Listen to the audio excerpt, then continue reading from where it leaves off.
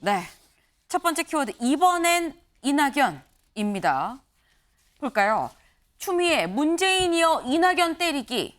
재보선 때문에 내게 물러나라고 했다라는 얘기를 추미애 전 장관 했습니다. 네, 예, 추미애 전 장관 대체 이게 무슨 얘기인지 직접 들어보고 얘기 이어가 보시죠. 국무총리 지냈던 그 당대표께서는 우아하지 않았다. 거칠었다. 계속 그런 말씀을 하셨단 말이에요. 네. 이낙연 대표는 그렇게 하면 안 되겠죠. 재보궐선거 때문에 제가 퇴장해야 된다라고 하면 안 되겠죠. 네네네. 네, 추미애 전 장관. 사실 저희가 어제 추미애 전 장관이 문재인 전 대통령에 대해서 나는 해임을 당한 거다라고 굉장히 좀 섭섭함을 토로했다는 소식을 전했습니다. 그런데 문재인 전 대통령 말고 이번엔 이낙연 전 대표에 대해서 이낙연 전 대표가 나한테 당대표 때 재보선 때문에 나보고 물러나라고 했다. 지금 들으신 것처럼 나한테 퇴장하라고 하면 안 됐다라고 지금 얘기를 했는데 서 대변인님. 네. 문재인 전 대통령에 이어 이낙연 전 대표까지 뭔가 전선을 확대하는 것 같은 그런 느낌이 듭니다.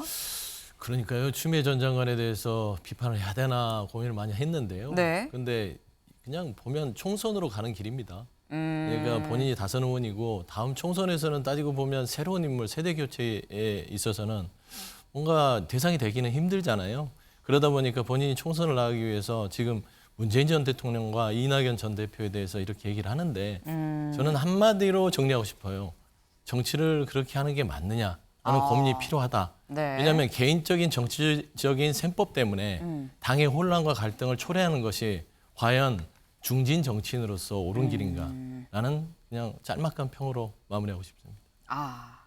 사실 추미애 전 장관 5선을 했습니다. 5선을 했는데 지금 한마디로 얘기를 하고 싶다. 그렇게 정치하는 게 맞는 것이냐라고 묵직하게 훅 한마디를 하셨어요. 네.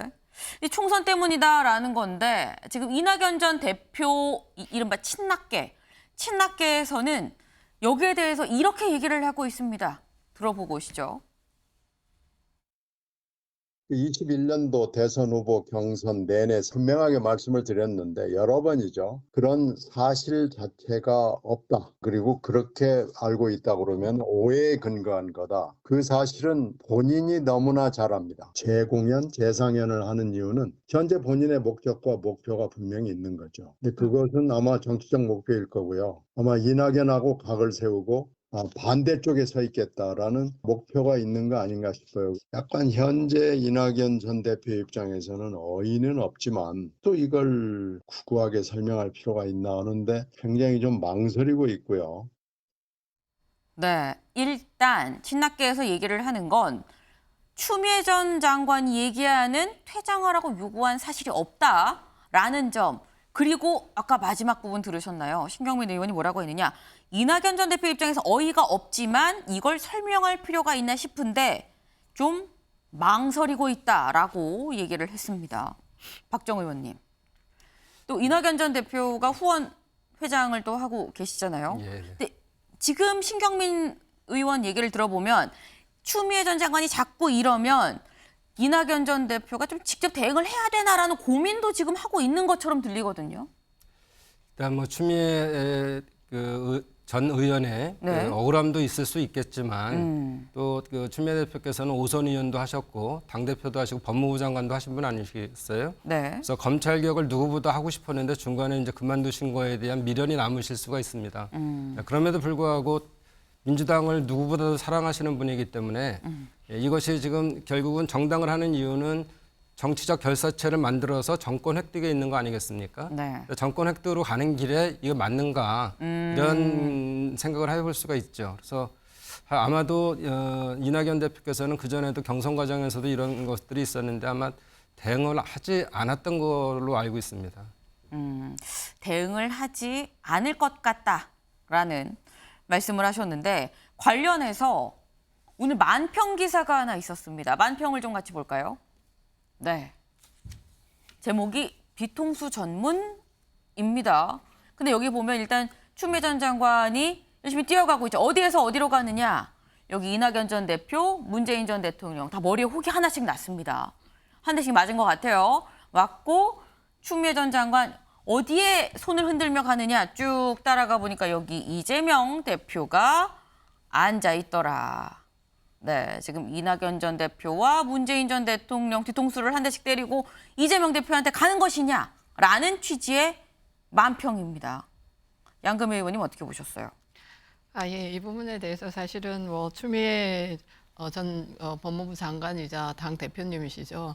지금 이제 그 야당의 민주당의 전직 당 대표들께서 굉장히 많은 논란에 사여져 계시는 것 같은데 그 중에 이제 추미애 전 장관 같은 경우에는 제가 봤을 때에 이분이 우리 당에는 귀인이다. 저희가 이번 총선을 치르면서 엑스맨이다. 이런 표현까지 사실은 국민의힘의 했습니다. 귀인이다. 예, 예. 네. 왜 그런 얘기를 했냐 하면 윤석열 대통령 정부를 탄생시키는데 굉장히 많은 공헌을 하신 분이라고 저희도 판단하고 있고 네. 아마 이거는 우리의 판단뿐만 아니라 국민적인 아마 생각들이 다 비슷하실 거라고 보는데요. 그렇다게 된다면 추미애 전 장관께서 만약에 이제 정치를 재개를 하셔야 된다면 지금 현재 민주당에서 계속 우리 윤석열 정부에게 가져다 대는 프레임이 뭐냐 하면 네. 검찰공화국이다, 뭐 깡패다 이런 심지어 표현까지 쓰잖아요. 네. 그렇게 됐을 때 이렇게 된 연유가 아마 본인한테 원인이 기착이 되는 부분이 있다는 걸 본인도 너무 잘 알고 있습니다. 그러다 보니까 이에 대한 그 리스크를 해지를 해야 되는 입장에서 네. 그래서 본인은 사실은 본인이 법무부 장관을 계속 했다면 이와 같은 검찰 개혁을 완수를 했을 텐데 네. 본인이 중간에 문재인 대통령과 이낙연 전 당대표에 의해서 원치 않게 사직을 할 수밖에 없었다는 것을 밝힘으로 해서 네. 본인의 어떤 그 책임을 벗어나야 되겠다라는 생각을 가지고 계시는 것 같고요. 그렇게 함으로써 본인이 이제 정치적으로 다시 재개할 수 있는 어떤 명분을 얻는 것 같고 그리고 추미애 전 장관님 같은 경우에 전에 봤을 때에 그 당 선거 그러니까 대통령 후보 경선 기간에도 아마 이재명 대표 쪽에서 굉장히 많은 말씀을 하셨다는 걸로 제가 기억을 하고 있습니다. 네. 근데 지금 일단 말씀 중에 이런 게 나왔습니다. 국민의힘의 귀인이다라는 말씀을 하셨어요. 근데 지금 보면은 일단 이 만평으로 봤을 땐 추미애 전 장관의 지금 이런 이낙연 전 대표, 문재인 전 대통령에 대한 이른바 뒤통수는 결국 이재명 대표한테 가기 위함이다라는 뭐 이런 내용이 지금 좀 그림에 담겨 있는 것 같은데 서 대변인님. 네. 근데 이런 해석, 그러니까 이재명 대표한테 가기 위해서 이낙연, 문재인을 밟고 가는 것이다라는 이런 해석 어떻게 보십니까? 그러니까 제가 앞서 얘기했듯이 추미애 전 장관 같은 경우는 중진 정치인이에요. 무게감도 네. 있고요. 그러니까 저는 총선에 굳이 뭐 연연할 필요 없을 것 같습니다. 차라리 대선을 준비하시는 게 나을 수도 있어요, 정치적으로. 네. 근데 굳이 이 총선을 가기 위해서 이낙연 전 대표와 문재인 전 대통령에 대해서 저런 만평이 나올 만한 행동을 하는 게 맞을까요? 창피하잖아요. 그러니까 벌써 민주당이라는 야당의 어떤 정치 색깔 자체가 좀 너무 가벼워 보이고 뭔가 이득을 위해서 당 자체의 어떤 정당에 대한 것들도 다 버릴 수도 있구나라는 것들은 국민들 눈높이에 맞지도 않고 특히 국민의힘 의원께서도 그러지 않습니까? 귀인이 됐다고. 이런 희화화되는 부분들을 왜 하셨을까라는 아쉬움에서 후배 정치인이 좀 강하게 비판을 했지만 네. 저는 이런 생각이 듭니다. 일단 본인이 진실을 말하고 싶고 어떤 사실관계를 얘기하고 싶다 하더라도 네. 말하지 않아야 될 부분이 있습니다. 설사 책임을 자기가 지는 게 억울하더라도 또 중진 정치인이라면 또 책임지고 가는 부분들이 이게 정치의 오랜 관행이고 또 중진 정치인이 짊어져야 될 짐이다라는 측면에서는 조금 아쉬움이 아직도 큽니다. 여기서 한 가지 궁금한 점이 결국 추미애 전 장관이 이런 얘기를 하는 거는 총선 공천을 위함이다라는 내용이 사실 여기에 좀 내포가 좀 돼 있는 거잖아요. 그 자락에 깔려 있다고 봅니다. 네. 왜 그러냐면 지금 현재 그 지역 일부 지역 뭐 본인이 오랫동안 했었던 지역에서 뭐 조직이 움직이고 있고 하는 걸 보면 네. 아니 땐 굴뚝의 연기는 안 나거든요. 그래서 근데 그렇다고 한다면 궁금한 게 이렇게 이낙연 전 대표, 문재인 전 대통령 정말 기라성 같은 당의 큰 이 인재들을 뒤통수를 때리고 가면 이낙연 대표가 공천을 줄 수 있겠느냐 부담스럽지 않을까라는 생각이 들거든요. 그러니까 추미애 전 장관은 따지고 보면은 그 정치적으로 좀 휴직기가 있었잖아요. 네. 이낙연 전 대표나 문재인 전 대통령 정도는 때려줘야 본인이 주목을 받죠. 아. 그런 기법으로 활용한다는 측면에서는 네. 굉장히 좀 너무 아쉬움이 크다는 것이고요. 그다음에 이재명 대표가 뭐 추미애 전 장관이 저렇게 어떤 비판의 날을 세운다고 해서 그걸 안을 수 있느냐? 그것도 미수는 같아요. 네. 하지만 분명한 것은 네. 추미애 전 장관의 행동이 과연 선당우사의 정신에 부합하는지에 대해서는 그 선배 정치인으로서 좀 곰곰이 생각했으면 좋겠다라는 말씀드립니다. 네, 김병민 최고님. 네, 지금 우리 서 부대변인께서 하신 말씀을 네. 민주당의 당대표와 지도부가 하면 어떨까라는 생각을 좀 해봤습니다. 그러니까 지금 당의 분당이라는 얘기가 나오고 갈등이 최정점에 이를 정도로 추미애 전 장관의 발언에 대한 문제가 제기되는데 이재명 대표는 이런 일들에 대해서 직접적인 언급을 좀 피하는 것 같습니다. 그러니까 보고 있는 것처럼 정치적인 이득을 이재명 대표가 보고 있는 것 아니냐라고도 평가가 가능한데 문재인 전 대통령과 이낙연 전 대표에 대해서는 매우 가열찬 비판을 하고 이재명 대표를 향해서는 간디 등에 대한 비유를 섞어가면서 굉장히 강력한 지지에 대한 메시지를 표현하지 않습니까? 네. 뭐 공천을 받기 위해서라기보다는 이른바 민주당 내에서 본인이 지향하고 끌고 가야 될 정치 공간들을 확보하는 과정이다 생각하는데 강성 지지층들이 이재명 대표에게 모여져 있는 것은 윤석열 정부가 가장 가열차게 싸우고 맞서서 쓰러뜨려 이길 수 있을 만한 힘을 갖고 있는 그 리더십을 원하는 것 같은데 여기에 본인이 과거에 했던 내용들처럼 가장 적임자가 본인이다라고 하는 읍소의 메시지를 추미애 전 장관이 주고 있는 것 같거든요. 그러니까 결과적으로 내년 총선을 가게 되면 특정 사람들을 찍어서 공천 주는 게 굉장히 불편하고 어렵고 힘든 과정이라면 네. 시스템 공천이라는 미명하에 경선할 가능성이 높죠. 그럼 본인이 오선했던 지역의 광진을 같은 경우는 누가 봐도 문재인 전 대통령과 한 몸처럼 움직였던 고민정 의원이 있기 때문에 문재인 전 대통령까지 비판하면서 이재명 대표와 강성 지지층의 결을 같이 하고 경선에 기회만 주면 얼마든지 자신 있다라고 하는 행보로 나서고 있는 것 같은데 이런 일련의 과정들이 민주당 전체에 큰 도움이 될까라고 하는 지적에 대해서는 서 부대변인께서 잘 설명해 주신 것 같습니다.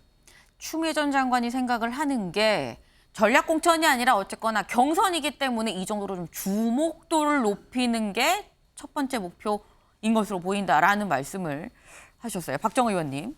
네, 우리 그 당 지도부가 이 일에 나서서 그 얘기하는 거는 적절치 않고요. 지금 당이 화합과 통합을 위해서 지금 노력하고 있는데 이렇게 논평을 하는 순간 또는 가련말 타는 순간 문제가 된다 이런 거기 때문에 적절하지 않다 보고 저기 만평을 잠깐 보시면 네. 만평의 내용에 추미애 전 장관이 그 위로 닭짬뿌라고 계시는데 저 만평으로만 본다면 땀을 뻘뻘 흘리고 계시고 눈을 감고 계세요. 추미애 전 장관이. 예, 이렇게 저거 자체가 뭐 네. 이렇게 누구의 뒤통수를 때렸다면 그것이 네. 뭐 본인도 정당하다 이렇게 뭐 생각을 안 하신다는 그런 표시일 수도 본인도 있고 찔릴 것이다. 늘 이렇게 올라가는 게 있으면 또 내려가는 게 있습니다. 그래서 여러 가지를 잘 고려해서 네. 그 행동하실 거라 보고 있습니다. 또 디테일한 부분을 캐치를 하셨어요. 눈을 감고 땀을 뻘뻘 흘리고 있지 않느냐라는 부분을 말씀을 하셨는데, 네. 일단 이런 당내 상황이 사실 이낙연 전 대표 귀국 이후에 민주당 내부에서 뭐 친명이냐, 뭐 비명이냐, 뭐 친낙이냐, 뭐 이런 구도가 좀 더 명확해지는 듯한 이런 분위기 속에서 또 추미애 전 장관까지 약간 참전을 하는 이런 상황이 됐습니다. 다음 기사를 좀 같이 이어서 보면서 얘기를 해보죠. 네. 민주 청년 잡기 나섰지만 추미애 논란에 이상민 분당 시사입니다. 네. 이거 같이 볼까요? 혁신이 지금 민주당에서 혁신이가 활동을 하고 있습니다. 네. 굉장히 큰 역할을 기대가 됐었던 혁신이죠. 혁신이 지금 1안, 2안 계속 쭉쭉 내놓고 있는데 혁신이가 다음 주에 청년층이랑 간담회가 예정이 되어 있습니다.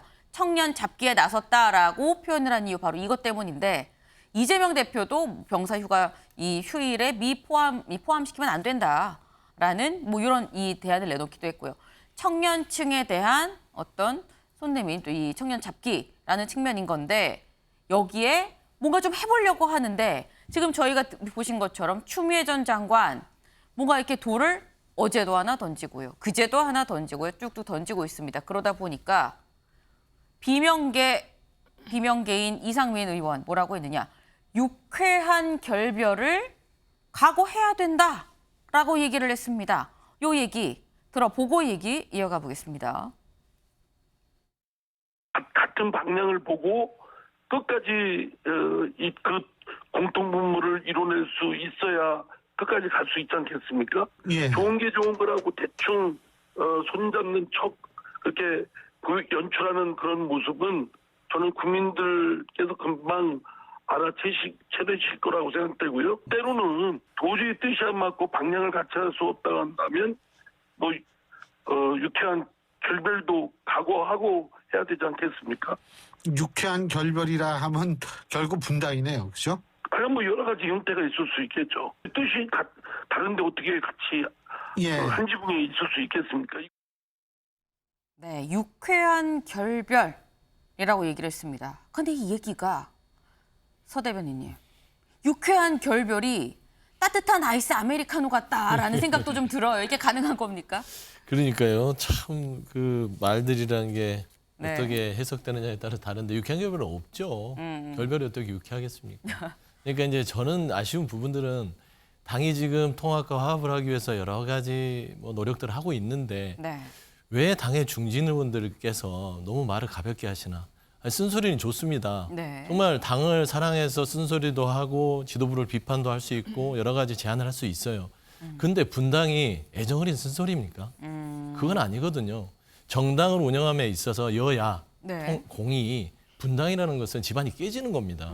근데 그런 얘기를 중진 의원이 공개적으로 하신다면 지금 현재 지도부가 뭔가 통합과 화합을 위해서 노력하는 고심하는 혁신이가 또 고심하는 부분들을 좀 사기를 떨어뜨리는 거잖아요. 이런 발언들은 좀 자제를 해주셨으면 좋겠고요. 아까 추미애 전 장관도 마찬가지입니다. 당에 대한 쓴소리를 하시려면 네. 본인이 어떤 혁신에 대한 제안을 하신다거나 중진으로서 내가 몸소 이런 거를 실천해야겠다. 나를 좀 따라달라. 이런 제안을 했다면 박수를 치고 따라가겠는데 본인의 개인적인 고백들을 통해서 본인의 몸값을 올리려는 노력들 그것도 좀 아쉽잖아요. 저는 그런 부분에서는 당의 쓴소리 마음껏 하십시오. 네. 하지만 진짜 애정어린 쓴소리를 해줬으면 좋겠다라고 네. 말씀드리고 싶습니다. 저희 지금 유튜브 댓글로 질문이 하나 올라왔습니다. 바로킴님, 민주당 돌아가는 상황 혁신위가 있는 겁니까? 라고 지금 뭐 비판적인 질문을 주신 것 같아요. 근데 얘기의 요지는 박정 의원님, 혁신위가 안 보인다라는 취지의 지적이 아닌가 싶습니다. 네, 최근에 뭐 그 위원들을 더 보강했기 때문에 같이 조율 중에 있는 걸로 알고요. 매주 한 번씩에 대한 뭐 이렇게 발표를 하겠다 이런 얘기를 했는데 그 차근차근히 해나가면서 쌓일 거라고 생각하고 있습니다. 근데 사실 이런 부분들이 혁신위가 지금 뭔가를 하고 있는데 지금 그런 부분들이 실제 실천으로 실제로 현실화가 되지 않는 부분들 그런 부분들이 있고 또 말씀처럼 중진 의원님들 어떤 굵직굵직한 이런 말들에 좀 묻히는 경향이 있는 것 같다라는 생각이 들거든요. 일단 좀 전에 그 이상민 의원께서 얘기하신 유쾌한 결별 각오에 이렇게 얘기를 하셨는데 네. 아마도 얼굴 붉히지 않는 합의의원 정도를 얘기하는 것 같아요. 근데 저희가 2016년에 이미 경험을 했거든요. 국민의 당이 만들어지면서 네. 호남 지역에서 저희가 대표하지 않았겠습니까? 네. 학습 효과가 있기 때문에 그렇게 가지는 않을 거다. 대신 우리 서영주 대변인 말씀하신 것처럼에 그렇게 중진께서 묵직한 소리를 하시는 게 필요하다. 대신 네. 그렇다고 해서 당이라는 것이 자기 의견을 주장하고 하는 것인데 하나의 목소리를 낼 필요는 없다. 그렇게 해서 조절을 하면서 결국은 하나의 결론이 났을 때 그거를 같이 일사불란하게 밀고 나가는 게 필요하기 때문에 네. 목소리를 내는 건 좋지만 목소리에 대한 것들은 조금 고려하실 필요도 있다 이렇게 생각합니다. 네, 저희 지금 민주당, 그러니까 진보 쪽 두 분은 이 중진 의원이 분당까지 얘기를 하는 건 쓴소리는 오케이 하지만 분당까지 얘기하는 건 좀 너무 나갔다라는 말씀을 지금 하셨습니다. 근데 사실 이상민 의원이 5선입니다. 그러다 보니까 이런 중진 의원이 지금 직접 분당이라는 이 단어를 입에 올린 자체가 굉장히 좀 회자가 되는 건데 만평이 하나 또 나왔습니다. 만평 볼까요? 네, 이재명 대표 같아요. 이재명 대표가 피부과에 같습니다. 스트레스가 심하신 것 같아요. 얼굴에 기미가 좀 보입니다. 라고 의사가 얘기를 합니다. 그래서 쭉 봤는데 이 기미가 여기 있습니다. 기미가 분당이라고 써져 있네요. 계파 갈등 스트레스에 뭔가 분당 기미가 보인다라는 이런 취지의 지금 얘기입니다. 지금 앞에 OX 팻말이 있습니다. 네, 일단 뭐 두 분은 뭐 아니라고 X를 드실 것 같긴 한데 분당할 수 있다. 여긴 합의의원도 포함이 됩니다. 아까 말씀하신. 꽂아볼까요? 아, 네. 역시나 아까 두 분은 X. 네. 지금 진보 쪽 민주당 두 분은 X. 국민의힘 두 분은 O.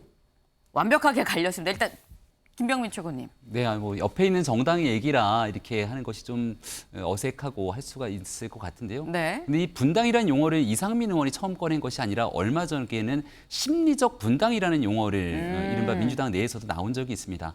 이제 총선이 얼마 안 남은 상황에서 점점 시간이 가까워지면 가까워질수록 적정 수준의 어정쩡한 봉합이 가능하긴 좀 어려워지거든요. 그 결정적인 계기가 아마 이 혁신위원회라고 생각하는데 네. 그래서 지금 시청하고 계신 분들 저 질문을 준 게 아닌가 싶습니다. 지금 있는 지도부로 총선을 치를 수 있겠는가라고 하는 걱정과 우려 때문에 혁신위원회가 출범했는데 네. 이래경 혁신위원장 논란에도 불구하고 이재명 대표 중심으로 가게 되는 혁신위원회가 제 역할을 못하다 보니까 그럼 결과적으로 이른바 비명계라고 불릴 수 있는 사람들까지 품어내면서 제대로 된 총선이 가능하겠냐.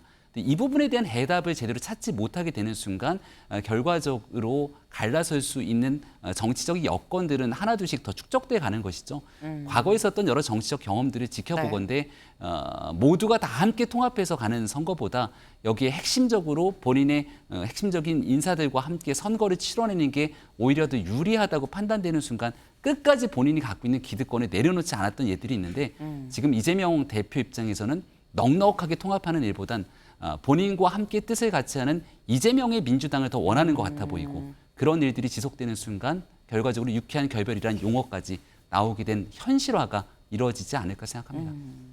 박적 의원님, 아까 뭐 유쾌한 결별은 아니고 합의 이혼을 생각하는 것 같다라는 말씀을 하셨는데 합의 이혼의 가능성은 그럼 있다고 보세요? 저는 없다고 봅니다. 그것도 없다. 네, 그 몇 분들은 나중에 공천을 받느냐 못 받느냐에 따라서 다른 행동을 할 수는 있지만 네. 이게 당 수준의 분당은 있을 수가 없다고 봅니다. 그거는 전체적인 의원 내에서도 기류가 그렇고요. 네.